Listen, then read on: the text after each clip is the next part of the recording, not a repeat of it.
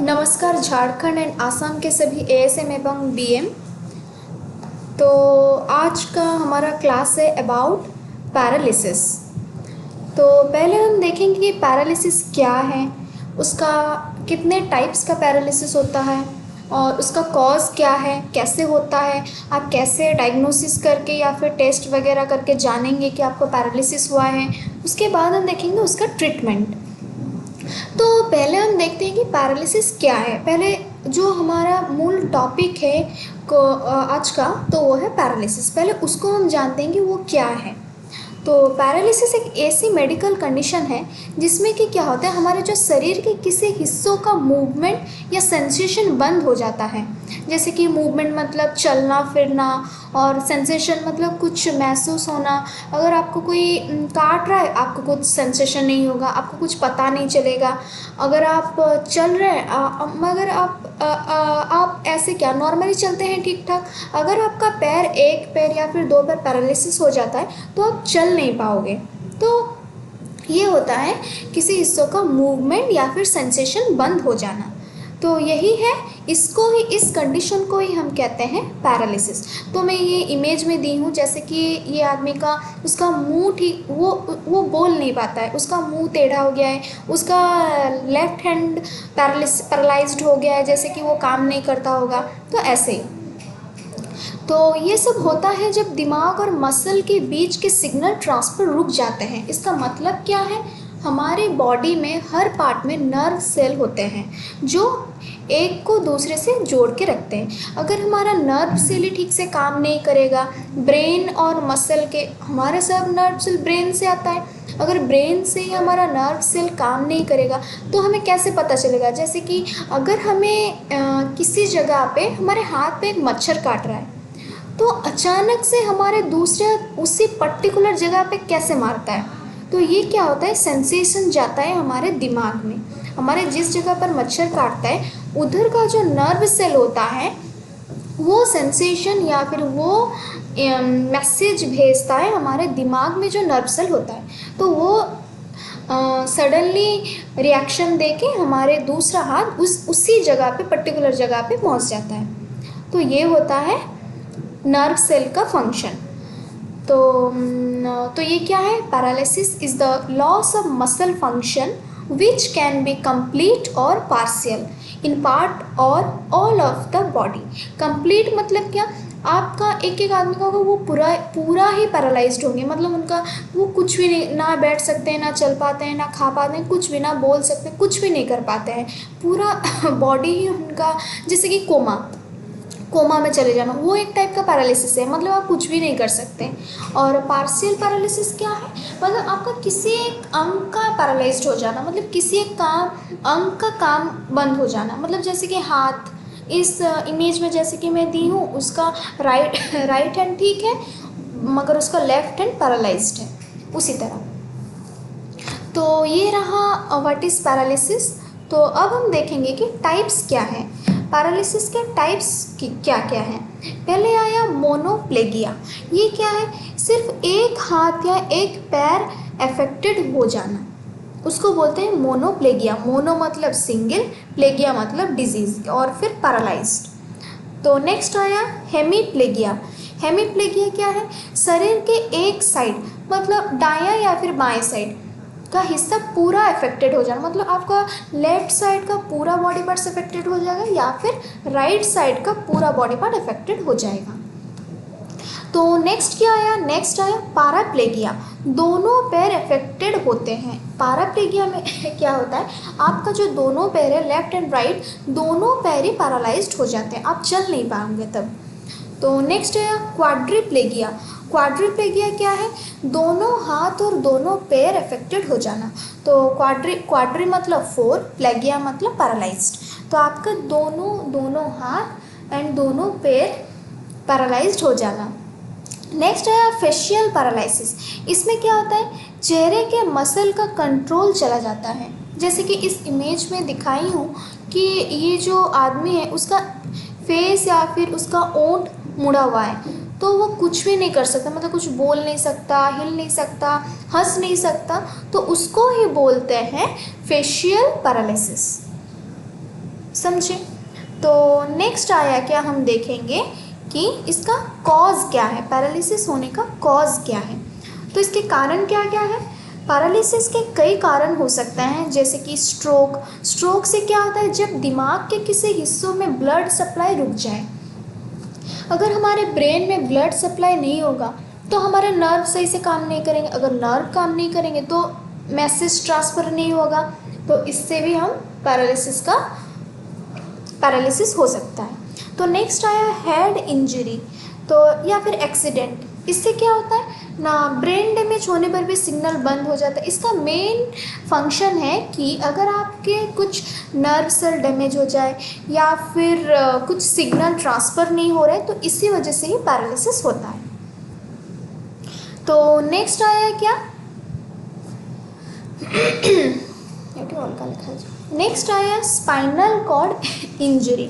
तो अगर आपका स्पाइनल कॉर्ड में भी कुछ इंजरी होता है तो वो डायरेक्ट नर्व सेल से कनेक्टेड होता है, तो उससे भी आपका पैरालिसिस हो सकता है। और आया क्या, डायबिटिक से क्या होता है, अगर डायबिटिक है तो ये एक प्रकार का ऐसी बीमारी है, अगर आपको डायबिटिक हुआ है तो आपको हर बीमारी होने का चांसेस रहता है। तो अगर आपको डायबिटिक है तो उससे भी आपको पैरालिसिस होने का चांसेस है। नेक्स्ट आया क्या, हार्ट डिजीज़। अगर आपको स्ट्रोक वगैरह आता है या फिर हार्ट में कोई प्रॉब्लम है तो उससे भी पैरालिसिस होने का चांसेस है। तो ये सब रहा आपके कॉजेस ऑफ पैरालिसिस, किस किस वजह से आपको पैरालिसिस हो सकता है। अभी हम देखेंगे कि इसको डायग्नोसिस कैसे करें आप, मतलब आपको कैसे पता चलेगा, क्या क्या ट्रीटमेंट करके या फिर क्या क्या टेस्ट करके आपको पता चलेगा कि आपको पैरालिसिस है। तो फर्स्ट क्या आया कि अगर आपको मतलब पेशेंट की हिस्ट्री, अगर आपके पूर्वजों में या फिर आपके फैमिली में किसी को पैरालिसिस है तो उसको नेक्स्ट जनरेशन में वो ट्रांसफ़र हो सकता है।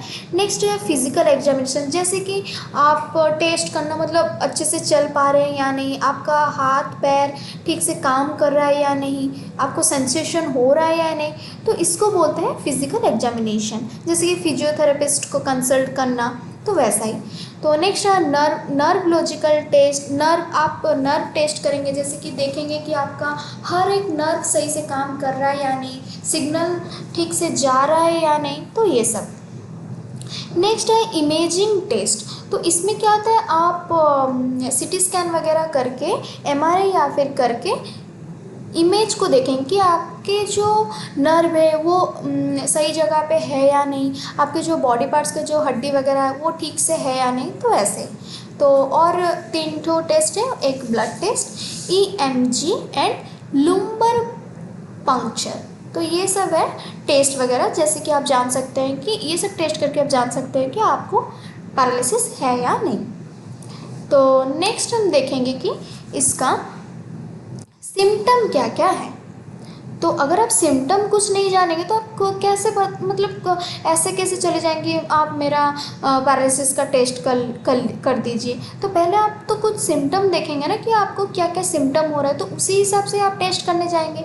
तो वो क्या है, जैसे कि शरीर के किसी हिस्से में चलने फिरने की क्षमता ना होना, सूजन, झुंझुनाहट एंड सुन्नापन, तो बोलने में दिक्कत, अगर आप बोलते हैं तो आपका फेशियल पैरालिसिस मतलब टाइप का हो जाता है, समझने में और सोचने में परेशानी होना, मसल कंट्रोल का लॉस, ये सब है उसका सिम्टम। अगर आपको ये सब सिम्टम है तो आप पैरालिसिस का कोई भी टेस्ट करके क्लियर हो सकता है।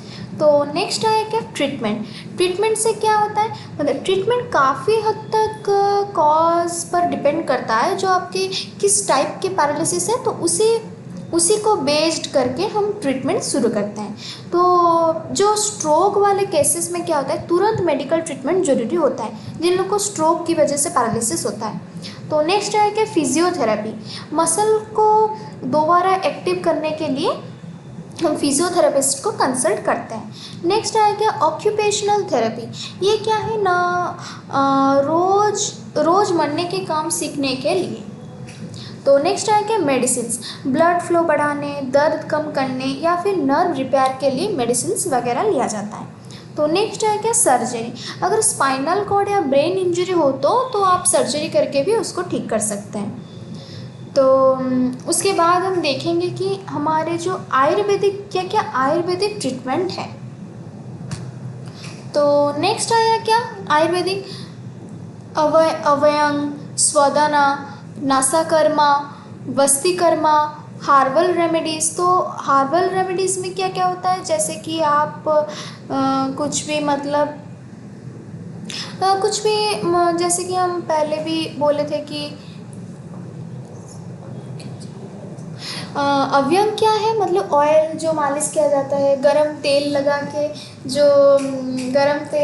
जो मतलब फिजियोथेरेपिस्ट लोग मालिश करते हैं तो उसको बोलते हैं अव्यंगा। स्वेदेना क्या है, मतलब एक धुआं के जैसा भाप दिया जाता है, तो उससे क्या होता है स्नायु में रिलैक्स होता है। तो नासाकर्मा क्या होता है, नाक मतलब नाक से आपको कुछ औषधि तेल प्रवेश कराया जाता है। तो नासा मतलब नाक, नाक से आपको कुछ औषधि तेल मतलब आपके नाक में डाल देंगे तो उससे भी काफ़ी राहत मिलती है। तो नेक्स्ट है क्या बस्तिकर्मा, ये एक आयुर्वेदिक वात दोष के लिए दिया जाता है। जैसे कि आपको मैंने तो बोला था सब रोग हमें वात पित्त और कफ से होता है, तो इसको वात दोष के शांति के लिए भी दिया जाता है। तो नेक्स्ट है क्या हार्बल रेमेडीज़। हार्बल रेमेडीज़ क्या क्या है, जैसे कि रसना, शतावरी, अश्वगंधा, ये सब खाने से भी हम नेचुरली ट्रीट कर सकते हैं पैरालिसिस को। तो नेक्स्ट है क्या डाइट एंड लाइफस्टाइल, ये तो बहुत ही इम्पोर्टेंट है। हमारे लाइफस्टाइल डिपेंड करता है हम कैसे जिएंगे, कि हम अच्छे से जिएंगे या फिर डिजीज़ फ्री जिएंगे। तो जैसे कि फ्रेश फूल सब्जी खाना, घी और तेल खाना, हल्का गर्म खाना खाना, रेगुलर योगा या प्राणायाम करना, तो ये सब। तो प्राणायाम क्या क्या करना चाहिए, अनुलोम विलोम, भ्रामरी प्राणायाम, सुखासना, शवासना, ये सब करने से क्या होता है आपका पैरालाइटिक रिकवरी होता है। शरीर में जो भी पार्ट आपका पैरालाइज्ड होते जा रहा होगा तो वो उसको रिकवरी करेगा। तो आज का क्लास हमारा रहा about paralysis, it's type, it's cause, it's diagnosis, treatment and last Ayurvedic treatment. तो आज के लिए इतना ही, धन्यवाद।